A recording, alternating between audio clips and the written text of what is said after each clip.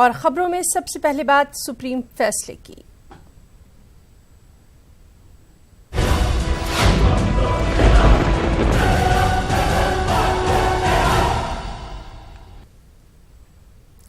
जी हां, सदियों पुराने बाबरी मस्जिद राम मंदिर अराजी तनाजे पर सुप्रीम फैसला आ चुका है। सुप्रीम कोर्ट की 5 जजों की आईनी बेंच ने पूरे मामले पर मुत्तफिका फैसला सुनाया। फैसले में एएसआई की रिपोर्ट को बुनियाद बनाया गया है। सुप्रीम कोर्ट ने मुतनाज़िर जमीन का मालिकाना हक राम जन्मभूमि न्यास को दिया है।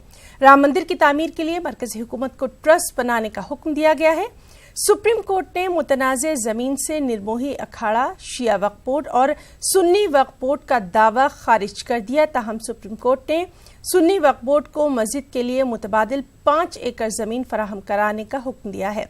सुप्रीम कोर्ट ने अपने फैसले में माना है कि मरकजी गुंबद के नीचे 2 मूर्तियां 1949 में रखी गई थी और मंदिर को मुनहदिम करके मस्जिद तामीर किए जाने का कोई सबूत नहीं है।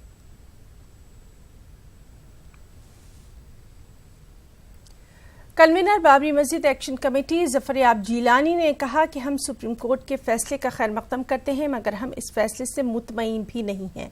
वहीं दूसरी जानिब हिंदू महासभा के वकील हरिशंकर जैन और बीजेपी लीडर विनय कटियार ने सुप्रीम कोर्ट के फैसले पर इत्मीनान का इजहार किया। We are not satisfied with the judgment. We will go through it fully.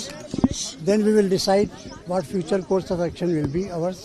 That is, detailed comments cannot be made just now.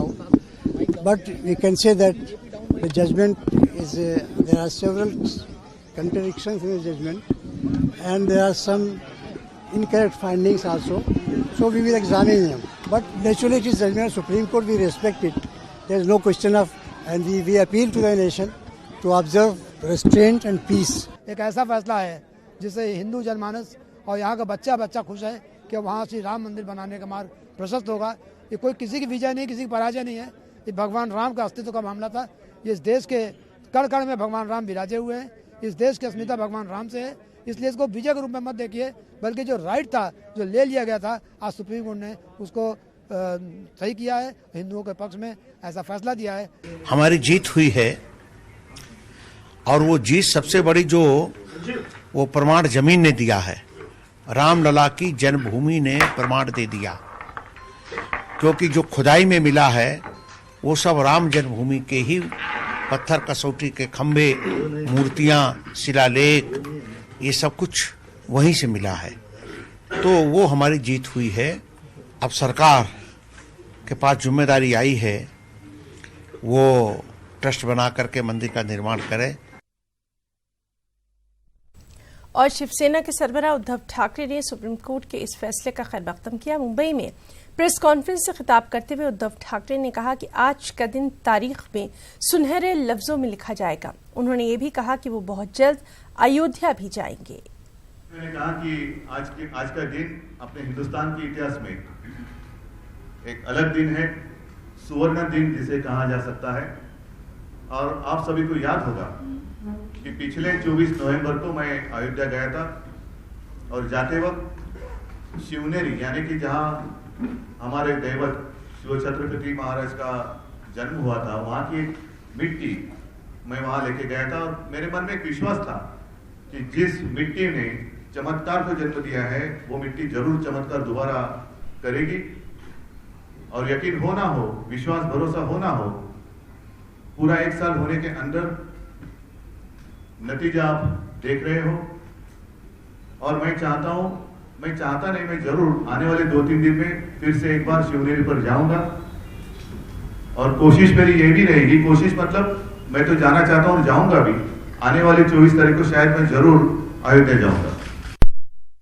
और प्रिंस याकूब हबीबुद्दीन तूसी ने सुप्रीम कोर्ट के फैसले का खैर मकदम किया। आपको बताएं कि प्रिंस तूसी अपने आप को मुगलिया हुक्मरान बाबर के वारिस के तौर पर पेश करते हैं। दोनों कम्युनिटी के लिए बहुत अच्छा है, क्योंकि सुप्रीम कोर्ट कहते थे कि सुप्रीम कोर्ट का जो फैसला है सब मानेंगे। तो हमें जिस तरह 26 जनवरी 15 अगस्त को जैसे खुशियाँ मनाते हैं उस तरह से खुशियाँ मनाएं। तो हम चाहेंगे कि अब जब मंदिर बनेगी तो हिंदू और मुसलमान सब मिलके, जिस तरह हिंदू लोग जो है हमारी कम्युनिटी में जो फंक्शन होता है कुछ होता है तो साथ देते हैं, तो उस तरह सब मिलके श्री राम जी का मंदिर बनाएं ताकि सारी दुनिया सेकुलरिज्म की मिजाज कायम हो। और जो हमारा वादा था सोने की ईंट का, वो वादा हमारा कायम है। जो मुगल बाबर जो है, जो हमेशा सेक्युलर थे, बाबर से लेके बहादुर शाह जफर आज तक भी सेक्युलर थे। जब भी ये सोने की ईंट देंगे, जो मंदिर का जो रखा जाएगा, वो ईंट जो है हम प्राइम मिनिस्टर नरेंद्र मोदी जी के हवाले जो करके उनसे सने बुनियाद दिखाएंगे। और स्वामी अग्निवेश ने सुप्रीम कोर्ट के फैसले को एकतरफा बताया है। स्वामी अग्निवेश ने कहा कि अदालत ने फैसला हक़ाइक़ की बुनियाद पर नहीं, अक़ीदे की बुनियाद पर दिया है। और जब सुप्रीम कोर्ट खुद कह रहा है कि 1949 में मूर्तियां अंदर रखना गैर कानूनी था, 1992 में उसको डिमोलिश करना गैर कानूनी था, तो आज आप 2019 में उसका फायदा उनको दे रहे हैं। बेनिफिट ऑफ एग्रेशन जिसको कहेंगे कि उन्होंने ज्यादती की और उसका उन्होंने आपको उनको बेनिफिट दे दिया, फायदा दे दिया। और उसको बैलेंस करने के लिए कह रहे हैं कि मुसलमानों तुम भी थोड़ा कम चिल्लाओ, ये लो 5 एकड़ तुमको अलग से दिलवा देते हैं। और एमआईएम सदर असदुद्दीन अवैसी ने कहा है कि सुप्रीम कोर्ट सुप्रीम जरूर है मगर नक़ाइस से पाक नहीं है। हमें किसी की भीख की जरूरत नहीं है। अयोध्या में मस्जिद थी, है और रहेगी। India Muslim personal law board का जो ऑफिशियल पोजीशन आया है कि all India Muslim personal law board ने कहा कि हम इस जजमेंट से सेटिस्फाइड नहीं है। मेरा भी मौक़िफ़ वही है और मेरा मानना यह है कि सुप्रीम कोर्ट सुप्रीम जरूर है मगर इनफैलेबल नहीं है। सुप्रीम जरूर है मगर इनफैलेबल नहीं है। हिंदुस्तान का मुसलमान इतना गया गुजरा गिरावा नहीं है कि वो 5 एकड़ जमीन अपने अल्लाह के घर की तामीर के लिए जमीन नहीं खरीद सकता उत्तर प्रदेश में। हम अपने एक लीगल हक के लिए लड़ रहे थे। हमको किसी से खैरात की जरूरत नहीं है 5 एकड़ जमीन की। हम मस्जिद बना सकते। अगर आज मैं रोड पे निकल के भीख मांगू लोगों से, हैदराबाद की आवाम से, तो यकीनन हैदराबाद की आवाम इस गुनाहगार की झोली में उतना पैसा डाल देगी कि मैं उत्तर प्रदेश में 5 एकड़ जमीन बना सकूंगा। हम अपने एक लीगल राइट के लिए लड़ रहे थे। हमको किसी से भीख की जरूरत नहीं है। मुल्क जो है अब हिंदू राष्ट्र के रास्ते पर जा रहा है। संघ परिवार बीजेपी अयोध्या से इसको शुरुआत करेगी। एनआरसी, सिटीजन अमेंडमेंट बिल, ये तमाम चीजें ऐसी हैं जो बीजेपी इसको इस्तेमाल करेगी। और मैं उन तमाम हिंदुस्तान के हिंदुस्तानियों से अपील कर रहा हूं जिनको हिंदुस्तान पर नाज है, फख्र है। यकीनन आपको मुझसे नफरत होगी, आप मेरी राय से मुत्तफिक होंगे या नहीं होंगे सियासी तौर पर, मगर मैं आपको मुतनब्बे कर रहा हूं। वहां पर शरीयत के एतबार से मस्जिद थी, है और इंशाअल्लाह रहेगी। और मैं बताना चाह रहा हूं संघ परिवार के लोगों को कि असदुद्दीन ओवैसी के बाद भी जब तक दुनिया कायम रहेगी इस मुल्क में हम बाइज्जत शहरी थे और रहेंगे। मगर हम अपनी नस्लों को ये बताते जाएंगे कि यहां पर 500 साल तक मस्जिद थी और 6 दिसंबर 1992 को संघ परिवार ने और कांग्रेस की साजिश की वजह से वहां पर मस्जिद को सारी दुनिया के सामने शहीद किया गया और सुप्रीम कोर्ट को धोखा दिया गया था। सुप्रीम कोर्ट में उस वक्त जाकर कहा गया था। इसीलिए मैं कह रहा हूं कि मस्जिद के ऊपर कोई सौदा नहीं किया जा सकता। मैं अपने जाती घर का सौदा कर सकता हूं मगर मैं मस्जिद की जमीन का कोई सौदा नहीं कर सकता। सुन्नी सेंट्रल वक्फ बोर्ड ने सुप्रीम कोर्ट के फैसले पर नजरसानी की अपील न करने का फैसला किया है। बोर्ड के चेयरमैन जफर फारूकी ने लखनऊ प्रेस कॉन्फ्रेंस करते हुए कहा कि सुन्नी सेंट्रल वक्फ बोर्ड अदालत के फैसले के साथ है। सेंट्रल वक्फ बोर्ड के अध्यक्ष होने के नाते मैं एक बात क्लियर करना चाहता हूं, स्पष्ट करना चाहता हूं कि सुन्नी सेंट्रल वक्फ बोर्ड द्वारा इस फैसले का कोई रिव्यू या क्यूरेटिव पिटीशन फाइल नहीं किया जाएगा। यदि किसी व्यक्ति या अधिवक्ता या किसी संस्था की तरफ से ये कहा जा रहा है कि हम इसमें रिव्यू फाइल करेंगे तो ये सुन्नी सेंट्रल वक्फ बोर्ड की तरफ से ना माना जाए। अयोध्या मामले पर अदालत के फैसले का पटना में पर्सनल लॉ बोर्ड के मेंबर्स ने खैर मकदम किया। बोर्ड के अरकान मौलाना मुफ्ती सनाउल्लाह कासमी और मौलाना अनीसुर रहमान कासमी ने अवाम से भाईचारा और अमन व अमान कायम रखने की अपील की है। फैसले का जाहिर है वो पहले भी एहतराम करते रहे हैं, अब भी एहतराम करते हैं और हमारा मौक़िफ़ वही है जो all India Muslim personal law board. हर हाल में अमन बहाल रखना चाहिए, कहीं पर कोई मामला नहीं खड़ा होना चाहिए और फ़ैसला चाहे मिजाज के मुवाफिक न हो उस पर जो है तहम्मुल और बर्दाश्त का मुजाहरा करना चाहिए और all India Muslim personal law board के मीटिंग का और उनकी तजवीज़ों का इंतज़ार करना चाहिए। लेकिन हम इतना कहेंगे कि इस मामले पर दोनों ही समुदाय को सब्र और तहम्मुल इख्तियार करना चाहिए और सुप्रीम कोर्ट के ख़िलाफ़ कोई ऐसी बात नहीं करनी चाहिए जो अदालत के उस एहतराम के ख़िलाफ़। हमारी यही अपील है। अदालत के फैसले का रह गई बात, अदालत ने जो फैसला दिया है हम इसका बगैर उसके जायज़े के हम उस पर कोई राय नहीं दे सकते। ब्रेक के बाद खबरों में आगे बढ़ेंगे। बाबरी मस्जिद केस के फैसले पर एमआईएम के रुकन पार्लियामेंट इम्तियाज जलील ने सख्त एतराज जताया। उनका कहना है कि मुसलमानों को 5 एकड़ जमीन देकर बहलाने की कोशिश की जा रही है। इम्तियाज जलील के मुताबिक कांग्रेस ने बाबरी मस्जिद का ताला खुलवाया था और अंजाम तक बीजेपी ने पहुंचाया।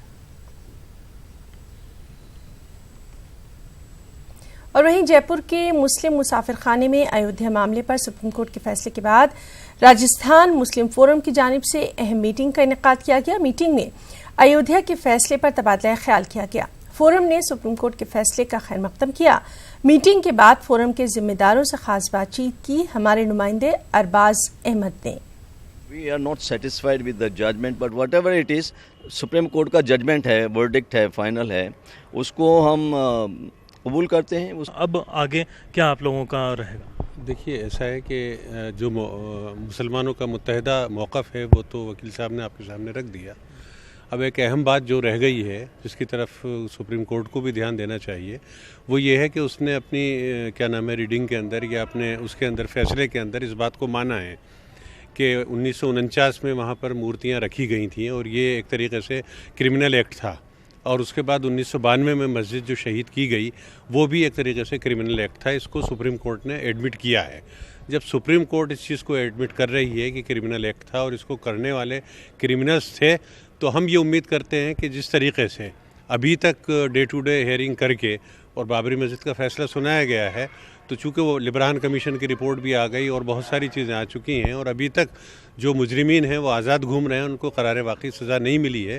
तो हमारी ये दरख्वास्त है कि सुप्रीम कोर्ट इस मामले में डे टू डे हियरिंग करे और जो लोग मुजरिम हैं उनको करार वाक़ई सज़ा जल्द से जल्द मिलनी चाहिए। मुल्क में हर हाल में अमन व अमान कायम रहना चाहिए। ये मुल्क के हक़ में भी है, समाज के हक़ में, सभी के हक़ में है।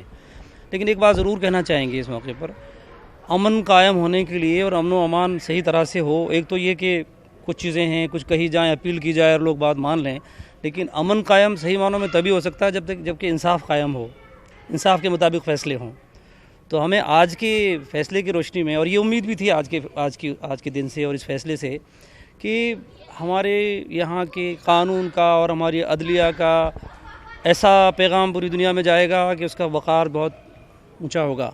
पूरी दुनिया देखेगी कि हाँ वाकई हक़ाइक़ की बुनियाद पर, शवाहिद की बुनियाद पर फ़ैसला हुआ है। लेकिन हमारा मानना ये है कि उसके मुताबिक फ़ैसला नहीं हुआ है।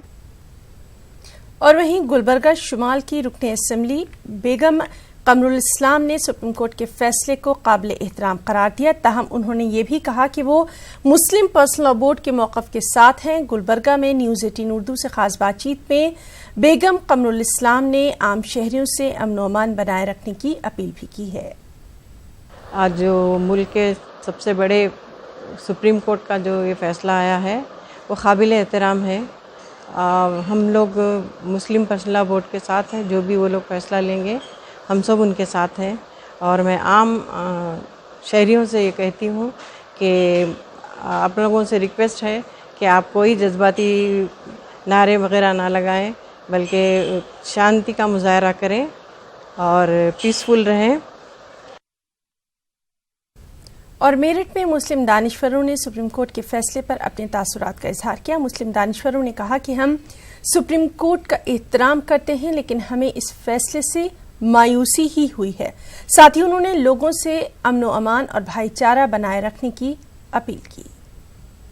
हर आदमी जो कानून को जानता है वो इससे इत्तेफाक नहीं करेगा और इससे मुतमईन नहीं होगा। लेकिन बहरहाल क्योंकि ये सुप्रीम कोर्ट अदालत आलिया है हमारी और हम उसका एहतराम करते हैं। इस वक्त जो भी फैसला आया है हम उसको तस्लीम करते हैं और सिर्फ शहर में अमन चैन कायम करने की खातिर हम आवाम से इसी बात की अपील करते हैं कि शहर में अमन चैन कायम रहे।